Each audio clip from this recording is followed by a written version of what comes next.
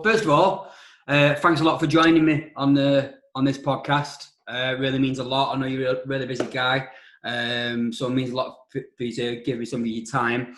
I'm going to assume that I know nothing about you because maybe some of the people who are going to be watching this podcast know nothing about you at all. So I'm going to treat it as though we're meeting for the first time. So, First question, Andrew. I noticed that you grew up in the northeast of England. Would you mind telling me a little bit about your early years, where you lived, and the? Yeah. Well, first of all, thanks for having me on this show. I appreciate it. So yeah, I mean, I moved to the northeast when I was 7 years old. And I've kind of been here ever since, which is coming up to about 38 years or something. So I've been here quite a while. Some people say that I've kind of got a bit like the accents, but I also have a twang of a bit further south as well, because I was originally from Scunthorpe. But I think my early years in what way? I think it's been a pretty typical upbringing, really. Yeah. So you know. So your education, like what level did you get to with your formal education? Well, to be honest with you, school was never my forte. It wasn't my point. Yeah, I hear that a lot from entrepreneurs. Yeah. I mean, my teachers used to call on parents' evening. Used to say I was an enigma. They said I was just top of the register, but certainly not top of the class. The enigma code. Yeah, exactly. and I think growing up, I didn't necessarily do well at school, but I think it's because I just found it very hard to concentrate, and I spent more time talking to my friends in class and that. But as the years went through school, I kind of realised that they could multitask and they were still doing the work while they were talking. Right. And my brain was like, it was like binary. It was one or not.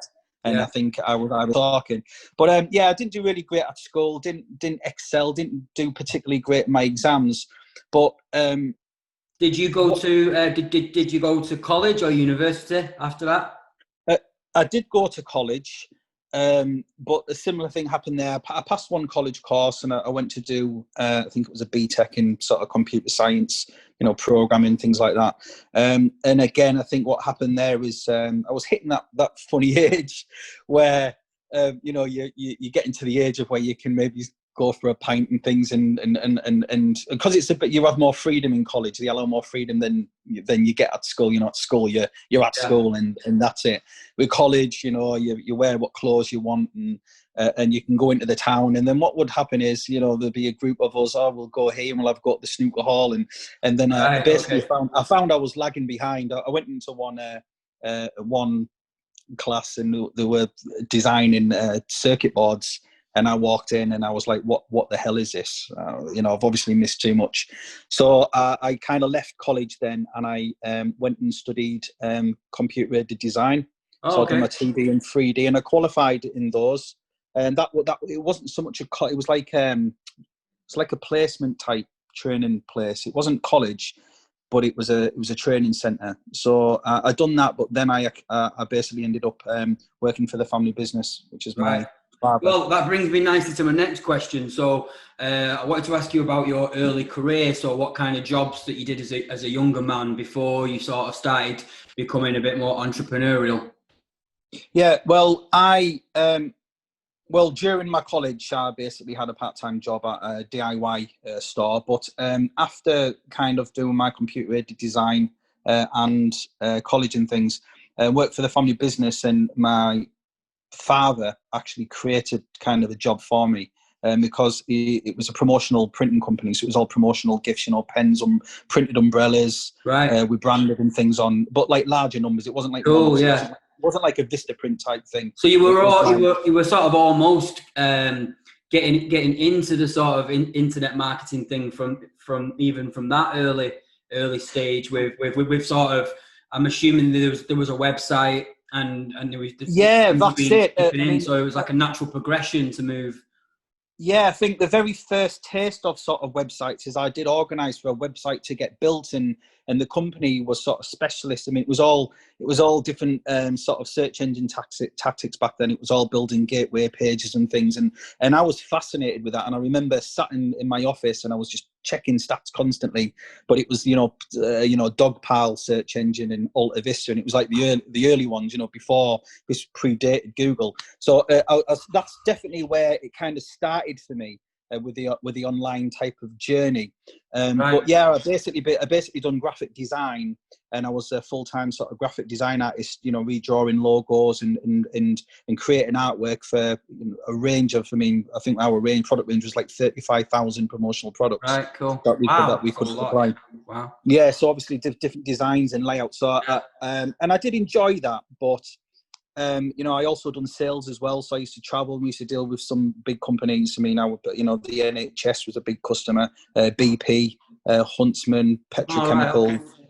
Oh, right. So it was okay. But the thing with me is, from a very young age, from the very first sort of part-time job, I knew I just wasn't destined for that type of 9 to 5.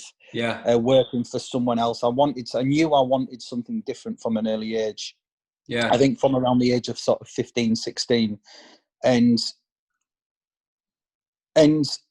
that's kind of, I think, what's really pushed me to find something that I enjoyed and that I could become successful at and sort of go into. And that's how eventually I'm kind of here where I am today, doing what I'm doing today. Well, and that brings me perfectly to my next question. So this is a question that a lot of us guys get asked a lot. So how would you describe your job now, and what is it that you do for a living now?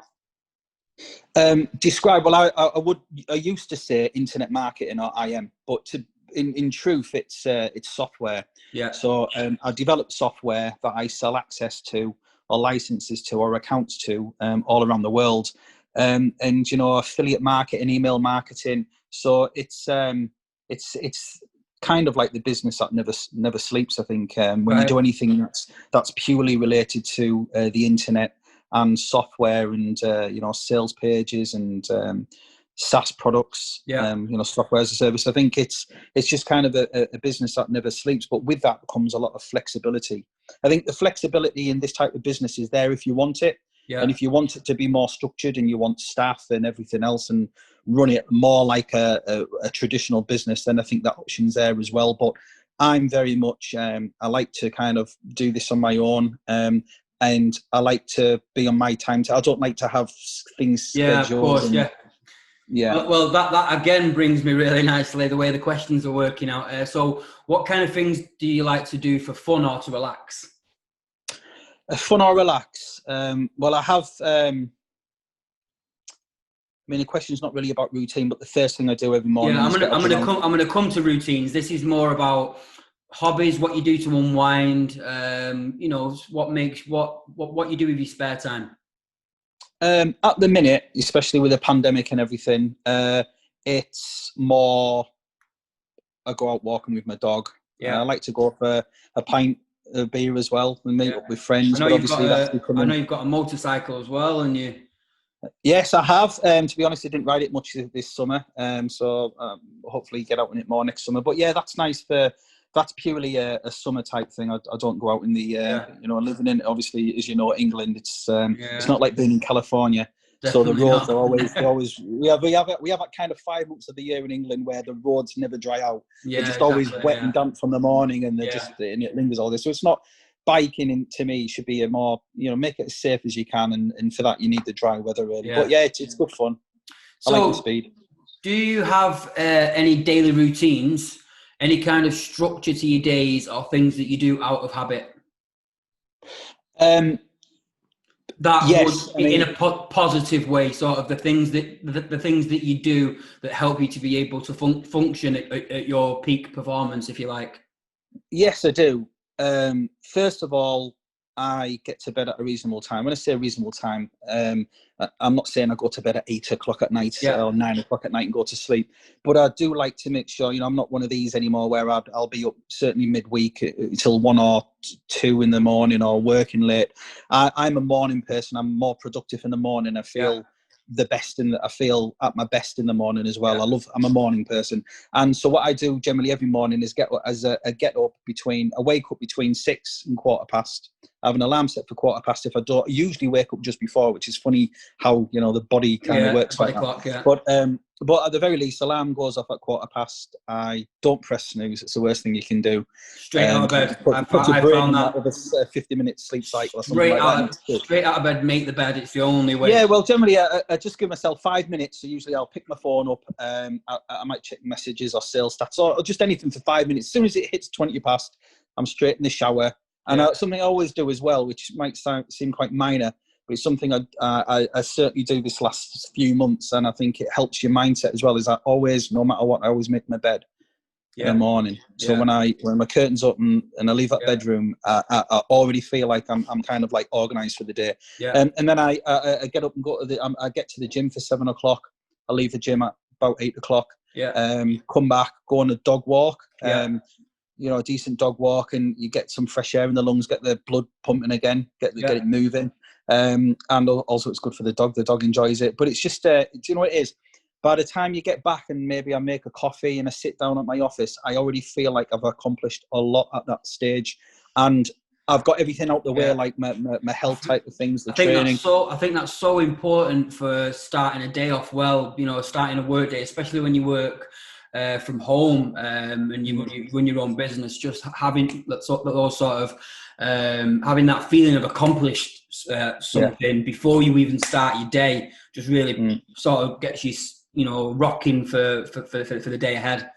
It does, yeah. So what about keeping your mind and your body healthy? What's your view on that? Or is it something that just comes naturally to you, or is it something you've had to work on as you've got older? Generally speaking, well, I think that the two kind of work hand in hand, and I think with even just your mental well-being, having routine and having a healthy routine. I mean, I'm not talking like, you can't enjoy a pizza or you can't enjoy a lion once in a while, or even on a weekend. And if you want to, even if you wake up early, you want to chill out and watch a movie in bed or something, that's fine. But I think, generally speaking, and certainly during the week, if you're certainly running your own business or anything like that, I think having that routine. And having that, that physical exercise, and you've got to commit. There might be days when you really can't be bothered to go to the gym, or you're just not feeling it, or you think, it's a bit drizzly, or it's a bit cold, and it's always easier to make an excuse, but you'll always regret that later in the day. While if you some things you just have to commit to. And whenever even if you don't feel like going, say, to the gym or going on that long dog walk or whatever type, bike ride, whatever it might be, every time you've completed that, you'll be glad and you'll feel so much better for it. So totally agree with you. Totally agree. So now we get into something that's a little bit more, a little bit deeper. So have you ever had any major struggles in your life that you're comfortable to talk about? And if so, how did you overcome them and get past them? Major struggles? Yeah, anything you're comfortable to talk about. It could be business related, it could be personal, it could be financial, anything that you're comfortable to talk about. I don't want you to talk about something that you're not comfortable to talk about, but something, I'm interested in how people overcome hard times in their lives and get back to some kind of normality. Yeah. Or even grow from it. Well, I think most people, first of all, on different levels will always have hard times, because that's life. You have ups and downs, and sometimes you might have particular struggles that you don't even realise that you're in at the time. So, I mean, without touching on, maybe the general type of things, there's one thing growing up, even through all the way through my 20s, that I struggled with, and I think that was like a lack of confidence and a lack of self-belief. And I think that took a lot of time. Even with my, years ago, I wasn't sort of into public speaking or even in a room. I went to one of these business marketing. Look at you now on a podcast. Yeah, well, that's it. And to be honest, I could sit. I've done a best man speech before. I've spoken in front of a room of people, and I think that, to me, though, has only come since I started seeing some good success in the business that I'm in now. So I think it was kind of like, very late 30s or 40s, but I kind of attribute that to age. I've got to a point. I think, they say like the older you get, the wiser you get, the grumpier you get, you kind of grow thicker skin, and you kind of like, you don't really care anymore to a degree. Yeah, I think part of it is like, Ricky with me, Ricky Gervais calls it old man's privileges, where you don't give a shit anymore. Yeah, and I think that's what it is, and I think it was a tipping point for me. I got to a point where I thought, I'm 40 odd years old, and I think something in my brain switched where I have got that confidence now, and I have got that self belief. While growing up, even in business, even going to business meetings and things, I used to always think I was always below the other person, right? I wasn't quite worthy, or I shouldn't be there, or I was like, too young to be doing. I can't really pinpoint it exactly, but I'd say with my struggle growing up was definitely more to do with confidence, and that probably reflected in kind of like, personal life as well, really. Yeah. But it's not a problem. I'm not suffering from that now. Yeah. I feel okay. I'm comfortable with who I am. What would you say is your number one achievement in your work life and in your personal life? So two separate things. Your number one achievement in your personal life and your number one achievement in your work life. Number one achievement in my personal life, if it, a lot of it might be a bit of a cliche, and I don't know if it really counts if it's what you're looking for, but I suppose it's my children and my they're growing up kind of now, and my grandchildren. So the older you get, the more you realise that family means everything. I'd put family and good friends. I would, and health, of course. I'd put above everything else. Well, let's face it. That's a much better answer than say your car or your house. And I totally agree with you. So what about in your work life? What do you think is probably your number one achievement? My number one achievement would be I'm doing something that I love doing. I don't feel like it's work. There's times on if I'm gonna be off a weekend, I've got other thing, a weekend plan, doing something else. Sometimes I come to a Friday, I think, I wish it was Thursday. I wish I could, because you just get engrossed with things. So I think my achievement doesn't even come down to finances or money. It's not even the fact, with a house I live in, or the car or motorbike or things like that. It's with me, my achievement is what I wanted to do at a young age, or I dreamed of, is I'd love to be working for myself without having anyone else to answer to, working on my own timetable and my own choices and decisions, and doing something that I enjoyed doing so much that I didn't really deem it as work, and I've succeeded with that. So I guess in some ways you could call it freedom. The freedom to be able to choose what you want to do is absolutely priceless, and it's something that I think anybody would strive for. So what would be, looking back over your entire life, what would be the number one advice you'd give to your younger self, your younger self, regarding being the best person that you could be to succeed in all aspects of your life? I mean, I know you touched on the confidence thing. So where you are today, if you could go back to say, I don't know, 15-year-old, 14-year-old Andy Black, what would be the number one advice you would give to say, this is what you need to do to be able to get to Andy Black of today? I would probably, I'm usually never any good at on the spot questions like this, but what I would say probably to myself is,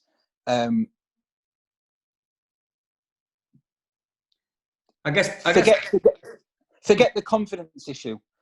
Because one day you're not going to be here. I mean, what I've realised is we are so insignificant on the grand scheme of things. Yes. Nerves or a lack of confidence or a lack of self-belief, all it does is actually limit your growth in actually taking that step to do something. Exactly. And what I'd say is, like, one day you're not going to be here, and who cares? Yeah. And if something falls flat, if you fall flat on your face with someone, or something doesn't work, who cares? Because unless you try, you're never going to know. And the thing is, you're always going to have failures in everything that you do, because nobody just does something and just succeeds with absolutely everything. You're gonna, it's like steps. You'll fall down a couple of steps, and you'll climb 6 or 7 steps, and you'll fall down a few more. And I think that's how life is. So that's what I would probably say is, just stop fretting about a lack of confidence. You know, have some confidence and do what everyone, you know, a lot of other people do, and just go out and do stuff and have some self-belief. So basically now all I'd like to say really is I'd just like to say, first of all, thanks a lot for joining me, and I'd just like to give you an opportunity to anybody who wants to find out more about Andy Black, your brand, your products, where can they find you? Where can people find out more about you and the products that you sell, and your brand? Obviously, underneath the podcast, I can put a link to like your Facebook page or YouTube channel, something like that. But is that generally where? Well, I have a blog, mindsetandprosperity.com. To be honest, I haven't updated it a great deal in recent times, but it's something that I am going to be, just carrying on with. But other than that, I'm quite under the radar with even social media and stuff. I'm not building a huge, I'll just focus on my software products and follow my strategies that I do for myself and that work and that I kind of promote to my customers, really. Great. Right. Well, I think that's pretty much it. It's been really, really great talking to you. There's some golden nuggets in there. It's really been fantastic chat. So just want to say thanks a lot for joining us. And, thanks for having me. Maybe we can do this again sometime in the future. So again, thanks a lot. I really appreciate it. No worries, Simon. Thanks for having me, mate. Cheers. Bye then. Bye.